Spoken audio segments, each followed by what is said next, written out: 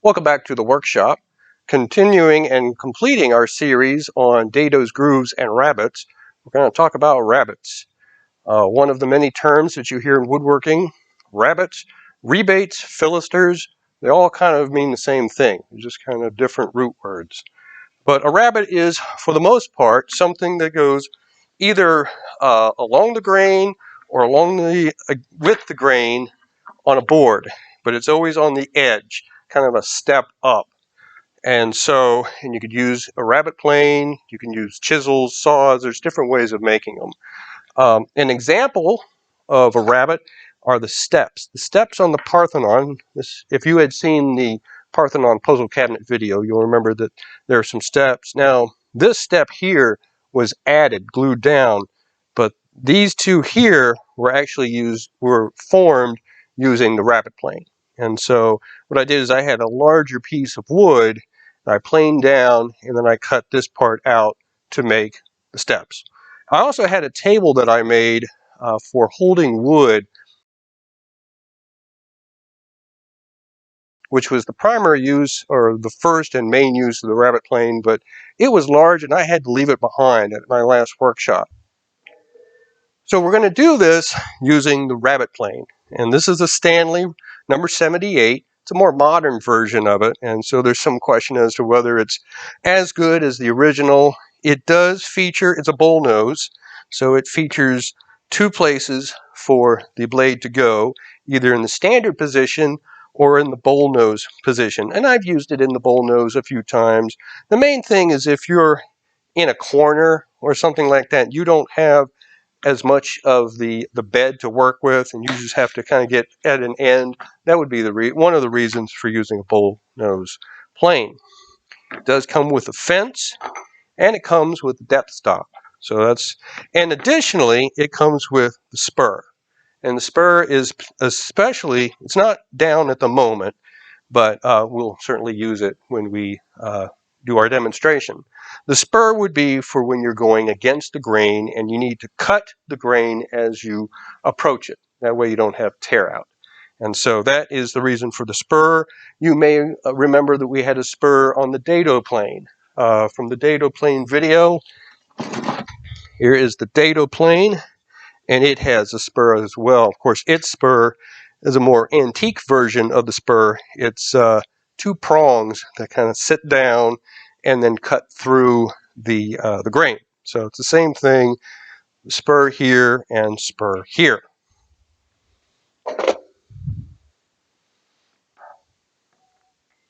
The fence can be attached either on the right or on the left. There are holes for either side. There's also, the depth stop is usually placed right here. And there is, I'm not sure if that can go there or not. Let's go ahead and put the depth stop in. There's a washer here. And it's been a long time since I've used the depth stop. I think I only used it on one project, that table that I mentioned.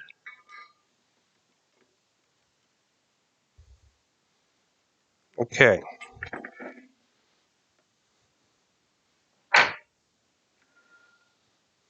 So here is the depth stop. And you just put it to where you want it. Let's say here.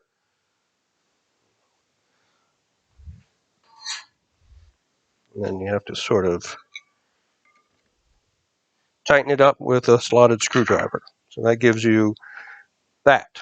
And then for your fence, bar in, screw it into the side.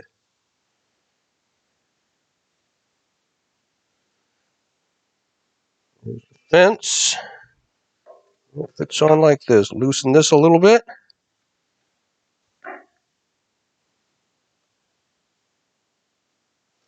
There we go. So you're just going to get it where you need it. Say there. And that's how you use these additional features. Now, so traditionally, a rabbet plane will not include the fence or the depth stop. And that, if on an antique plane, if you wanted a fence and a depth stop, you would get a philister. especially for using with windows, making sashes, that sort of thing. The modern planes, the modern Rabbets, obviously have included the fence and the depth stop. And so you don't see a lot of filisters being sold commercially anymore, and that is primarily because the Stanley number 78 has really taken over. And you know, this style is an old plane. This plane was probably made recently in China, who knows. I bought this off the internet from a main store, and so this is certainly not an antique in any way, shape, or form. And so, but it is a very versatile plane. The one thing about the Rabbet that stands out amongst the others is that the blade goes through the entire foot of the plane from side to side, and that's really what distinguishes a Rabbet from anything else. Is that the blade it's not held in the middle like you would have with your standard bench plane. Standard bench plane doesn't go from side to side. It's inside of this, and there are sides to it, whereas a Rabbet goes all the way across. And so let's move on to our demonstration. So here's our square here.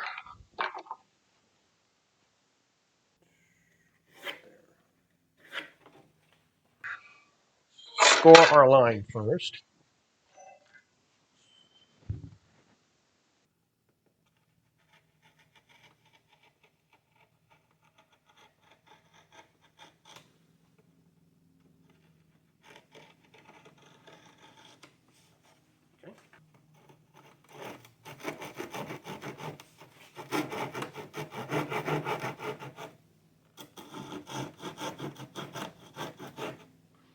And you have to decide how far down you're going to go.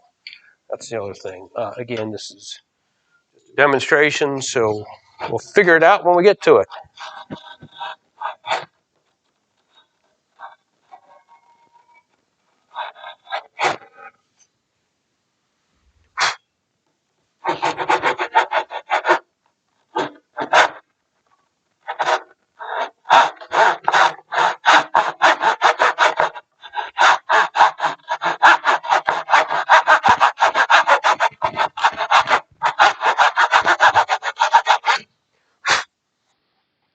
Now, when you're doing it this way, you could do this without using any of those special planes and just saw down to the step that you want and saw this way, or use a chisel. Those are all very good ways of doing it.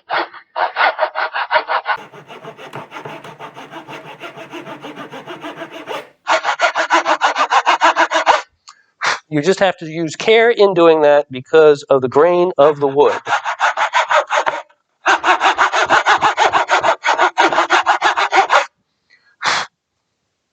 That at least gets it started. So if you're going to do it that way,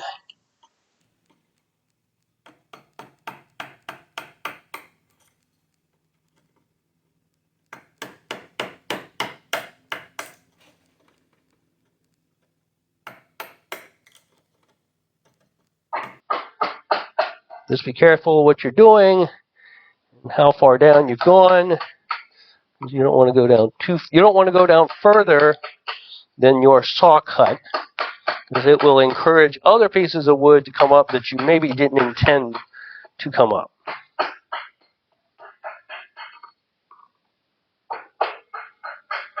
And we will clean this up with the specialty planes.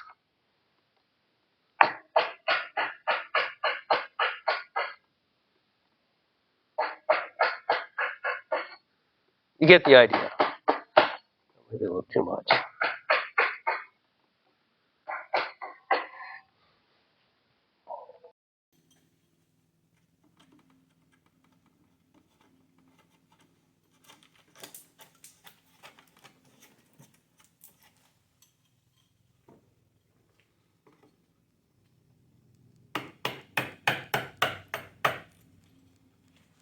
Okay, so you see what I did there? The fence is now in place. All we have to do is start using it.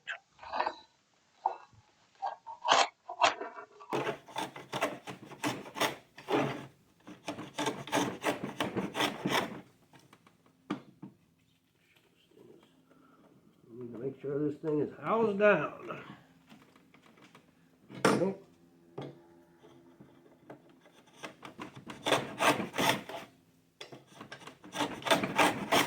Okay, you get the idea. You get the idea of how this works, how it is creating. You get a little more depth there, of course, because of those chisels that we did. I want to really house down your piece. Just wanting to dance around, so I'm going to do it this way.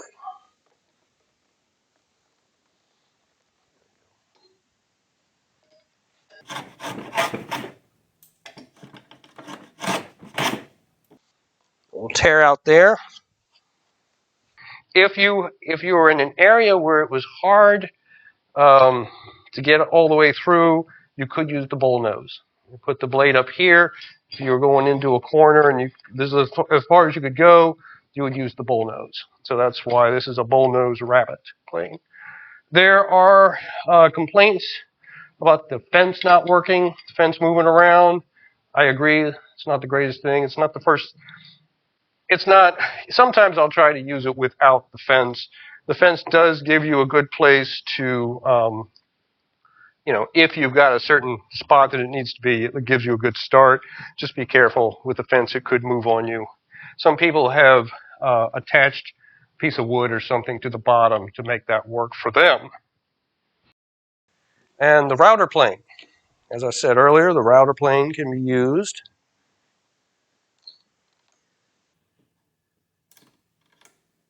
That's actually probably a good spot where it is. I'm going to have to move this, though.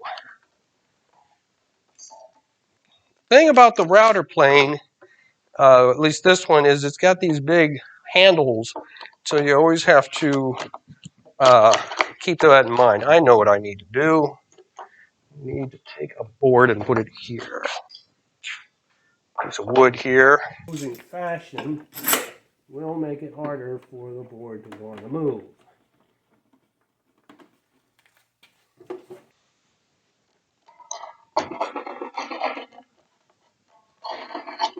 The thing about using this as a router plane, you can set it on here, but you have nothing supporting it on this side. Sometimes I'll get another board in here to help support that. Because then, otherwise, there's a good possibility you could be riding it in the wrong direction. So that is another benefit of a rabbet plane.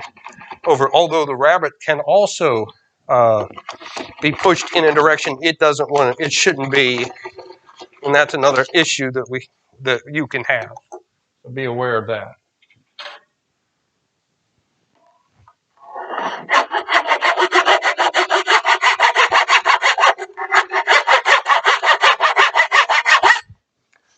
Again, you don't want to have blowout in the wrong place.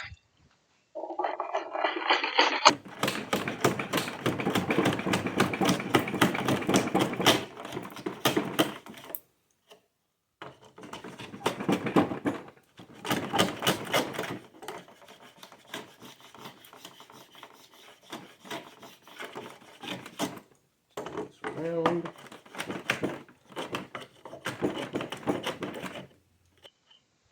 I clean that up with rabbet plane out of all things.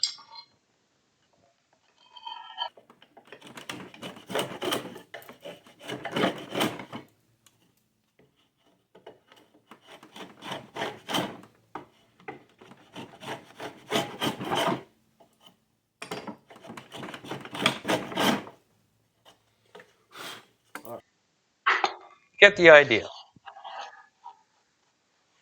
More needed on that side, but you get the idea of how these are made. You'd be flipping around, coming from the other direction. There's a whole bunch of things that would have to be done.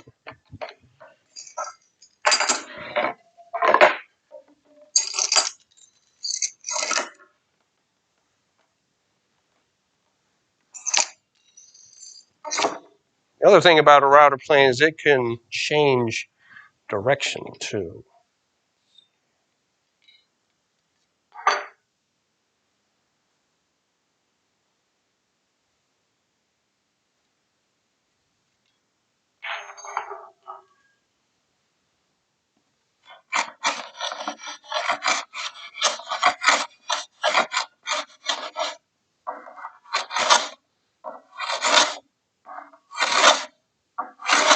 And you just even it out.